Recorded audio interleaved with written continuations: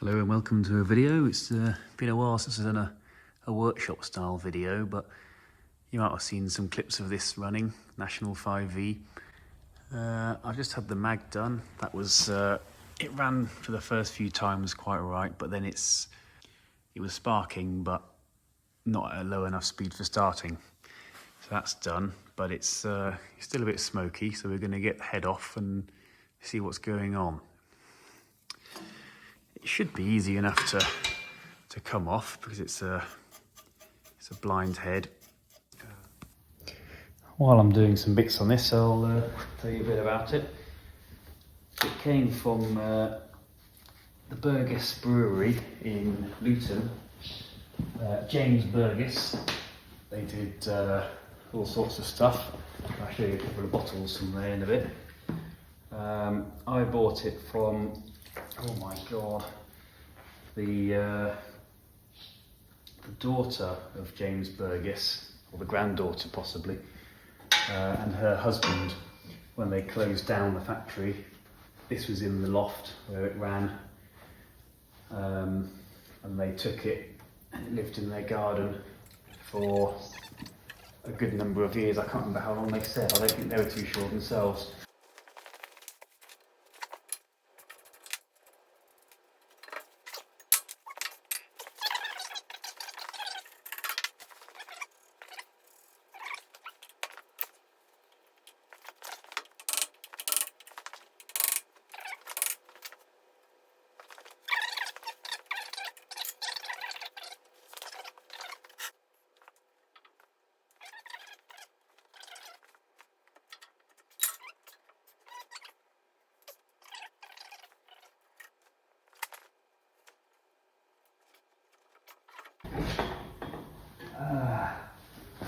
Okay.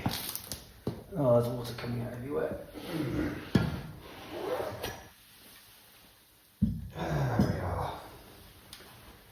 Right. Well.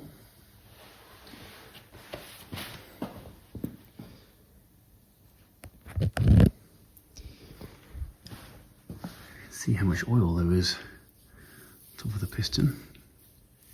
It's very clean, just extremely oily.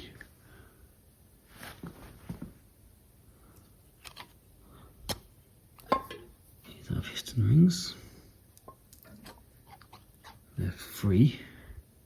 As about this point, I got carried away with the task at hand and just cracked on with taking the piston out.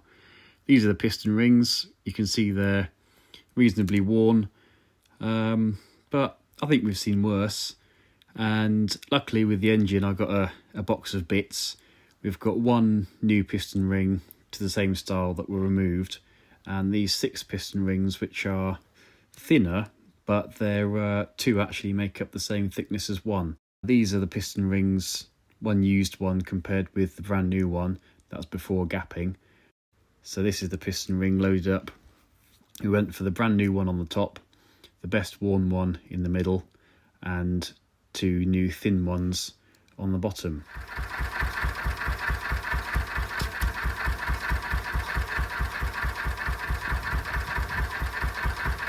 With the engine back together again, we got it going.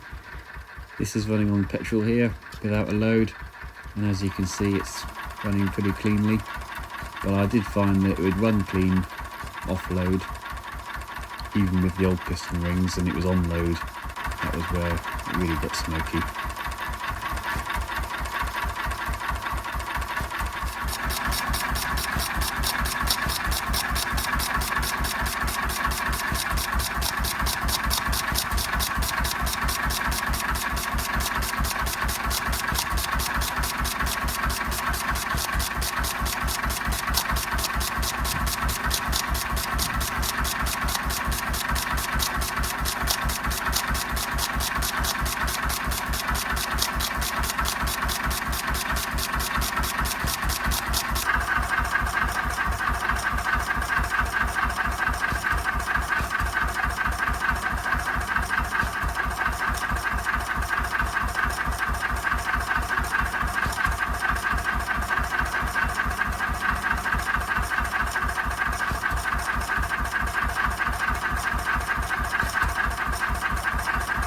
engine is fitted with a Cox Atmos carburettor. You can see when it's running off load and the butterfly's pretty much all the way shut, the fuel just sort of dribbles in. It doesn't atomise particularly well. But once it had warmed up for a bit, I used a bit of wood on the flywheel to put a bit of load on the engine, and you can see the fuel is atomising much better here. So we gave it a bit of time to warm up on petrol, and later on we tried it on kerosene for the first time.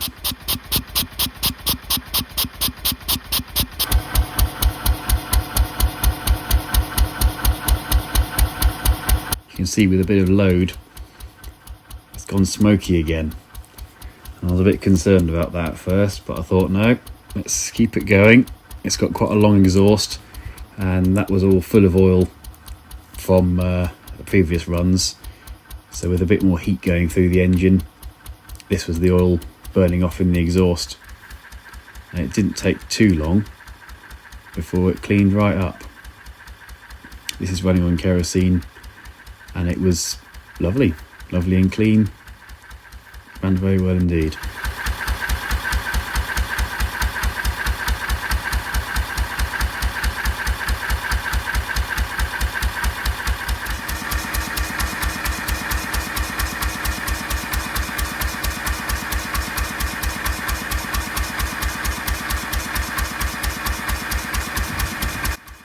It's got a lovely sound to it. There's actually a silencer under the engine and the Lister silencer on the end, so it's very quiet.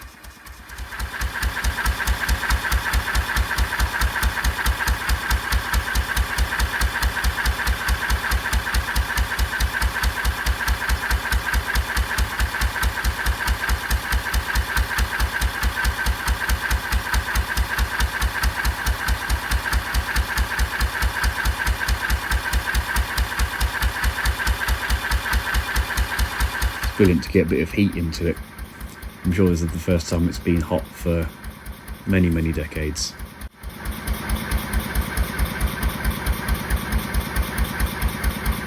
So I think that pretty much sums up the video really.